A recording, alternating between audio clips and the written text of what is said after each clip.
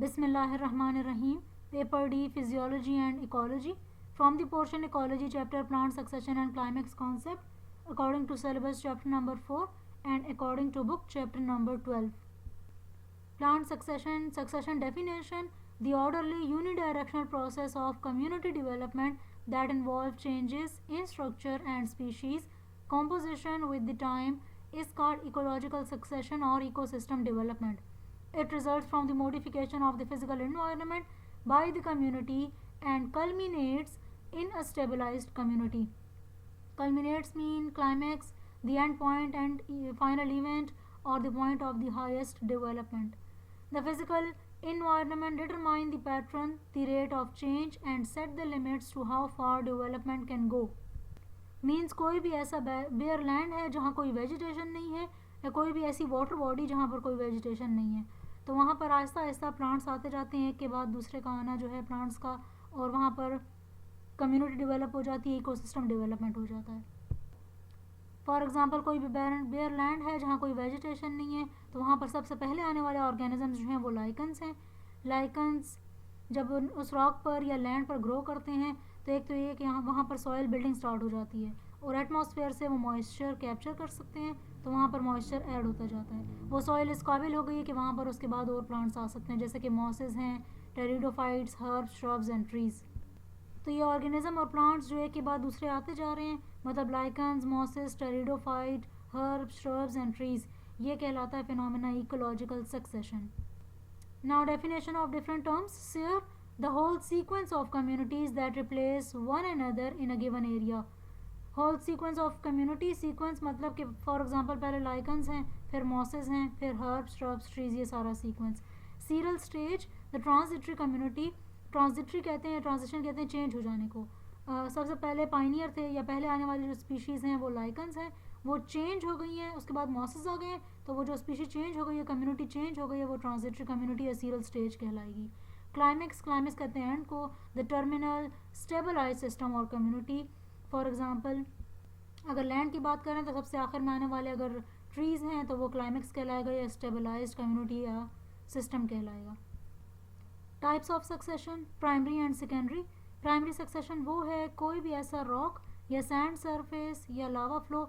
लावा जब ज़मीन से निकल के बाहर आ जाए और कूल डाउन हो जाए तो वो भी सॉलिड या रॉक बन जाता है हमारे पास. Glacial tills and newly form lake. वहाँ पर आज से पहले कोई भी कम्युनिटी वहाँ पर नहीं थी, कोई भी लिविंग ऑर्गेनिज्म नहीं थे. वहाँ पर जब सबसे पहले हमारे पास कम्युनिटी डेवलपमेंट होगी, एक के बाद दूसरे प्लांट्स आते जाएंगे, तो वहाँ हमारे पास कहलाएगा primary succession. If the development begin on an area that has not been previously occupied by a community. कोई भी ऐसा लैंड या कोई ऐसी वाटर बॉडी जहाँ पर आज से पहले कोई भी सक्सेशन नहीं थी, वहाँ पर कम्युनिटी बनना पहली दफ़ा स्टार्ट हो, तो वो प्राइमरी सक्सेशन कहलाएगा.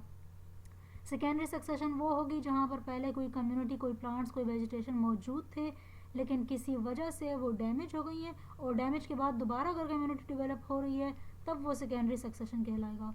If community development is proceeding in an area from which a community was removed. Pioneer species: organisms that colonize natural primary sites such as bare rock, sand dunes and alluvial deposit.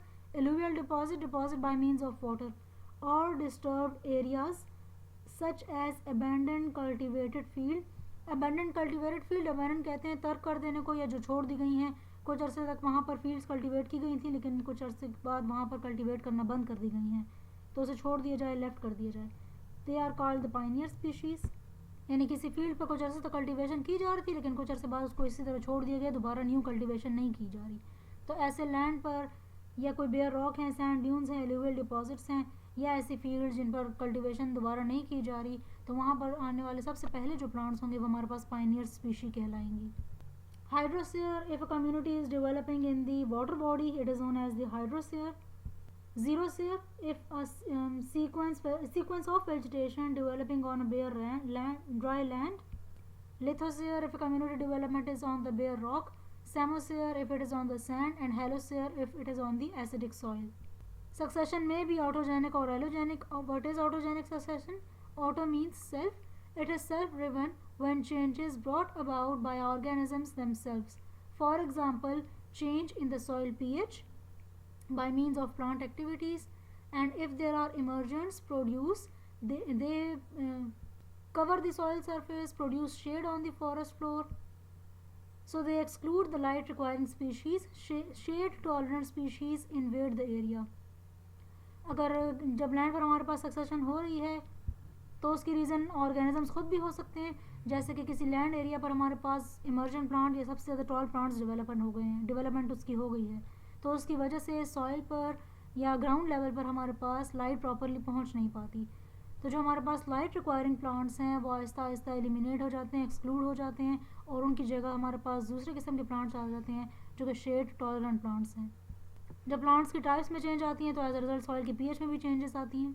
Second type is the allogenic succession when changes brought about by the external factor, for example soil change due to erosion. Erosion जो कि वो water की वजह से या wind की वजह से होती है, removal of upper fertile soil, changes caused by the animals as pollinators, seed dispersers and herbivores. Animals की वजह से जब पॉलिनेशन में हेल्प होती है, हमारे पास पोलन ग्रेन्स एक प्लांट के दूसरे प्लांट में लेके जाना, या सीड्स फॉर एग्जांपल किसी एक प्लांट से वो अपने साथ कैरी करके किसी दूसरी जगह ले गए तो वहाँ पर वो प्लांट्स डेवलपमेंट हो जाएगी। और हार्बिवोर्स जो ग्राउंड लेवल पे हमारे पास प्लांट्स होते हैं उन तक उनकी रसाई होती है, ज़्यादा टॉल प्लांट्स को वो ईट नहीं कर सकते, तो अगर इनकी वजह से कोई चेंजेस आ रही हैं तो हमारे पास एलोजेनिक कहलाएंगी। इसके अलावा increase nutrient content of the soil in certain area और shift soil by means of termite, ants and moles.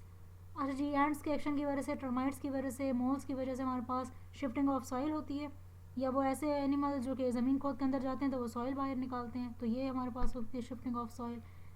Creates regeneration sites that favour certain species.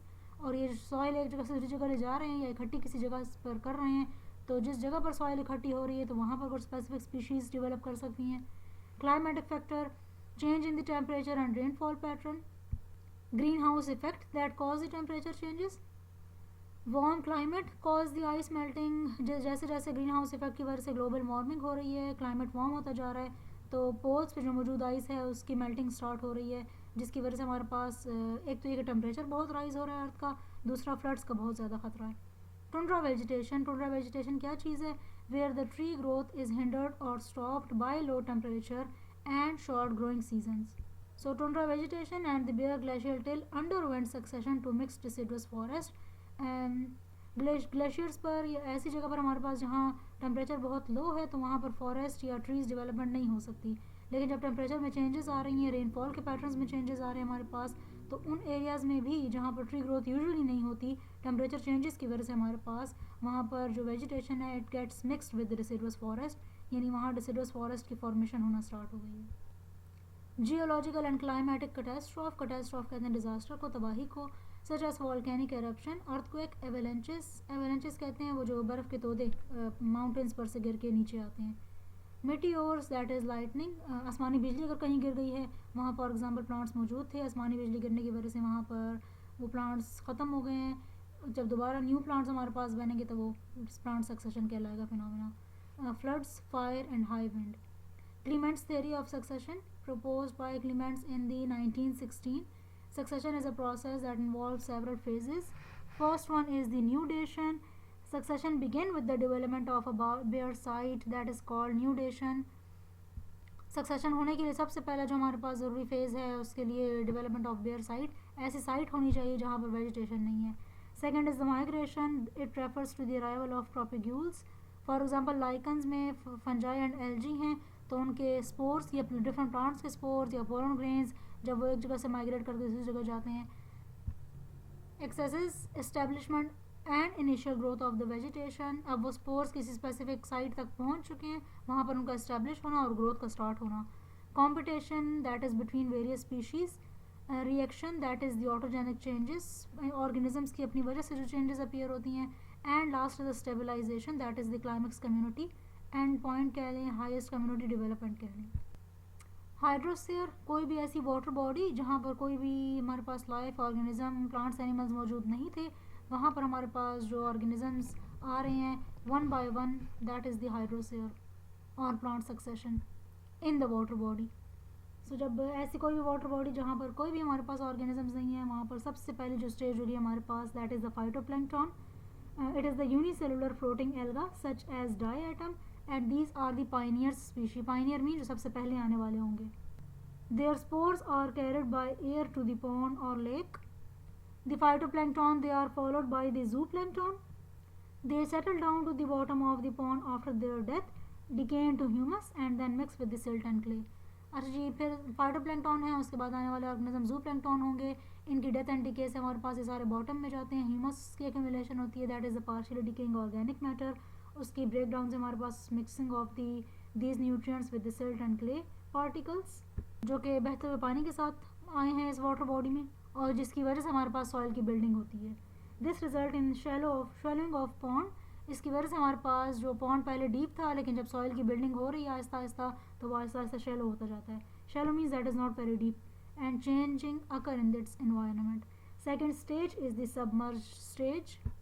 Submerged stage, the plants that are present under the water. The species included are the Myriophyllum, Vallisneria, Elodia, Hydrilla, Ceratophyllum, etc. These plants roots themselves in the mud. अब एक दफ़ा हमारे पास submerged plants जो हैं या community हमारे पास उसकी colonisation start हो जाए, तब हमारे पास जो सक्सेशनल चेंजेस होती हैं वो ज़्यादा रैपिड होती हैं. And mostly it is autogenic, means organisms की अपनी वजह से ये सक्सेशन, ये चेंजेस हमारे पास अपीयर होती हैं. और जब इन प्लांट्स के हमारे पास डेथ एंड डिके होगा, मज़ीद ऑर्गेनिक मैटर ऐड हो रहा है. ऑर्गेनिक मैटर की ब्रेक डाउन से हमारे पास इनऑर्गेनिक मटीरियल जो हैं दैट इज़ रिलीज्ड, और वो इनऑर्गेनिक न्यूट्रिएंट्स मज़ीद जो नए प्लांट्स आ रहे हैं उनकी रूट्स जो हैं एब्जॉर्ब करती हैं. Now the area of the pond becomes sufficiently shallow and environment becomes suitable for floating species as less suitable for the rooted submerged plant. Next stage is the floating stage. The floating plant are rooted in the mud, but some or all their leaves float on the surface of water. For example, Nymphia, Nufer, Potamogeton. Some free floating species also become associated with the root plants. The large and the broad leaves of the floating plant shade the water surface, and the conditions become unsuitable for the growth of submerged species which start migration. These plants also decay to form the organic mud which make the pond shallower further. यानी एक के बाद दूसरे plant आते जा रहे हैं. इनकी डेथ एंड डिके के बाद हमारे पास सॉइल का, ऑर्गेनिक मैटर का, न्यू ह्यूमस का एक्यूमुलेशन होता जा रहा है, जिसकी वजह से हमारे पास पॉन्ड जो है वो शैलो होता जा रहा है. Next is the reed swamp stage. The pond is now invaded by the emergents. For example, Phragmites, Typha, Zizania. To form reed swamp, reed, it is a grass-like plant that growing near the water having tall hollow stem. And what is swamp? Area of soft wet land or marshes. जैसे दलदली इलाका होता है, ऐसी soil जिसमें moisture content ज़्यादा है. These plants have creeping rhizomes. Rhizome is the underground stem which knit the mud together. Knit कहते हैं bind करने को, to form, firmly attached हो जाती है together to produce a large quantity of leaf litter. This litter is resistant to decay and peat built up. Peat कहते हैं partially decaying organic matter, यानी इतना ज़्यादा रैपिड उसका ब्रेक डाउन नहीं होता, वो ज़रा स्लो प्रोसेस है हमारे पास, partially decayed. तो peat की डेवलपमेंट होती है and that accelerate the autogenic changes. The surface of the pond is converted into water saturated marshy land. Next is the sedge meadow stage.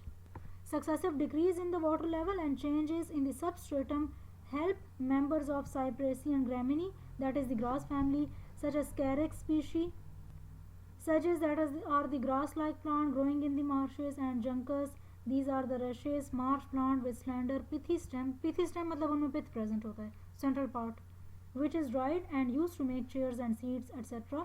to establish themselves. They form mat-like vegetation toward the center of the ponds. Their rhizome knit or bind or firmly attach the soil further. The above ground leaf evaporate water to lower the water level and add the leaf litter to the soil.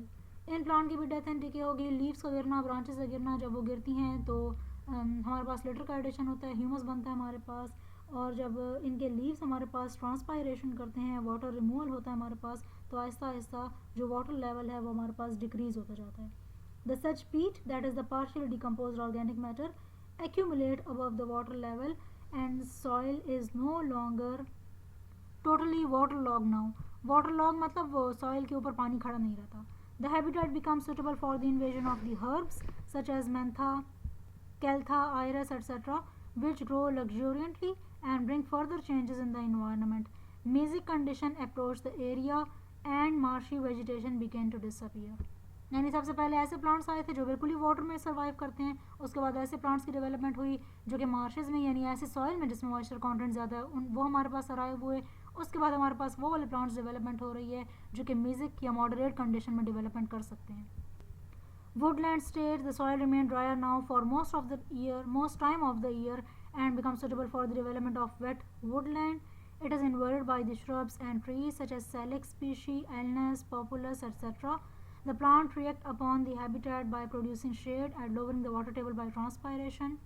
जितने ज़्यादा लंबे size के height के plant होंगे हमारे पास, उनकी वजह से सनलाइट एक तो नहीं पड़ सकती हमारे पास डायरेक्टली, सो शेड डेवलपमेंट होती है. इसके अलावा जितने प्लांट्स ज़्यादा होंगे हमारे पास उतनी ज़्यादा रेट ऑफ ट्रांसपायरेशन होगा, तो वाटर में मज़ीद कमी आती जाती है. और जब प्लांट्स का डेथ एंड डिके होता है तो सॉइल में मज़ीद ह्यूमस ऐड होगा हमारे पास. अब ये इन्वायरमेंट जो है वुडलैंड के लिए भी बिल्कुल अनफेवरेबल हो गई है. इसके बाद सबसे लास्ट में आने वाली कम्युनिटी जो है वो कहलाएगी climax community, that is the forest, the grassland और the desert. Now the climax stage, that is final community है. It may be a forest, it may be a grassland, it may be a desert. Forest किस condition में develop होगा? अगर तो conditions humid है हमारे पास, climate humid है. Grassland कब डेवलपमेंट होगी उसकी?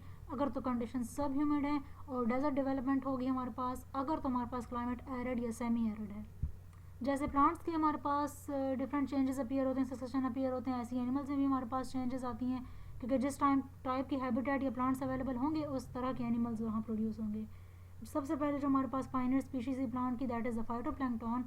जब फाइटोप्लैंक्टन वाटर बॉडीज़ में होंगे तो उसकी मौजूदगी में जो एनिमल्स होंगे हमारे पास वो जूप्लैंक्टन होंगे, पैरामीशियम, अमीबा, यूग्लिना एट्सेट्रा.